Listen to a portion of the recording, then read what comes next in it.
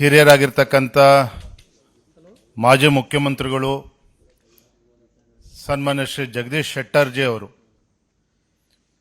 ಕಾಂಗ್ರೆಸ್ ಪಕ್ಷವನ್ನು ತೊರೆದು ಕಾಂಗ್ರೆಸ್ ಪಕ್ಷದ ಪ್ರಾಥಮಿಕ ಸದಸ್ಯಕ್ಕೆ ರಾಜೀನಾಮೆಯನ್ನು ನೀಡಿ ತಮ್ಮ ವಿಧಾನ ಪರಿಷತ್ ಸ್ಥಾನಕ್ಕೂ ಕೂಡ ರಾಜೀನಾಮೆಯನ್ನು ನೀಡಿ ಮತ್ತೊಮ್ಮೆ ಭಾರತೀಯ ಜನತಾ ಪಾರ್ಟಿ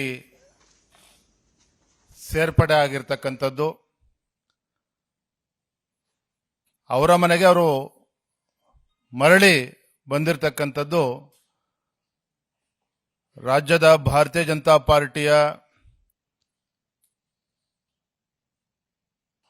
ಬೆಳವಣಿಗೆ ದೃಷ್ಟಿಯಲ್ಲಿ ಒಂದು ದೊಡ್ಡ ಶಕ್ತಿ ಬಂದಂತಾಗಿದೆ. ರಾಜ್ಯದ ನಮ್ಮೆಲ್ಲ ಪಕ್ಷದ ಹಿರಿಯರು ಮತ್ತು ಕಾರ್ಯಕರ್ತರ ಅಪೇಕ್ಷೆನೂ ಕೂಡ ಇತ್ತು. ಜಗದೀಶ್ ಶೆಟ್ಟರು ಹಿರಿಯರಿದ್ದಾರೆ, ಅವ್ರನ್ನ ವಾಪಸ್ಸು ಬಿಜೆಪಿ ಕರೆತರಬೇಕು, ಅದರಿಂದ ಪಕ್ಷಕ್ಕೂ ಕೂಡ ಲಾಭ ಆಗ್ತದೆ ಅನ್ನೋ ಒಂದು ವಿಚಾರಗಳು ಹಲವಾರು ದಿನಗಳಿಂದ ಚರ್ಚೆ ಆಗಿತ್ತು. ಇವತ್ತು ಬೆಳಗ್ಗೆ ಭಾರತೀಯ ಜನತಾ ಪಾರ್ಟಿಯ ವರಿಷ್ಠರಾಗಿರ್ತಕ್ಕಂಥ ಮಾನ್ಯ ಗೃಹ ಮಂತ್ರಿಗಳು ಅಮಿತ್ ಶಾ ಜಿ ಅವರು ಅವರನ್ನ ಭೇಟಿ ಮಾಡಿ ಸನ್ಮಾನ್ಯ BS ಯಡಿಯೂರಪ್ಪನವರು ಮತ್ತು ಜಗದೀಶ್ ಶೆಟ್ಟರು ಎಲ್ಲ ಹಿರಿಯರು ಅವರ ಸಮ್ಮುಖದಲ್ಲಿ ಭೇಟಿ ಮಾಡಿ ಅಮಿತ್ ಶಾ ಜಿ ಅವರ ಚರ್ಚೆಯನ್ನು ಕೂಡ ಮಾಡಿ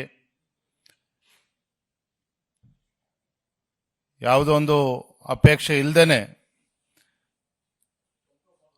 ಭಾರತೀಯ ಜನತಾ ಪಾರ್ಟಿ ಸೇರ್ಪಡೆ ಆಗ್ತೇನೆ ಅನ್ನುವ ವಿಚಾರವನ್ನ ಅವ್ರ ಮುಂದೆ ಇಟ್ಟಾಗ ಅಮಿತ್ ಶಾ ಜಿ ಅವರು ಕೂಡ ತುಂಬಾ ಸಂತೋಷ ವ್ಯಕ್ತಪಡಿಸಿದ್ರು.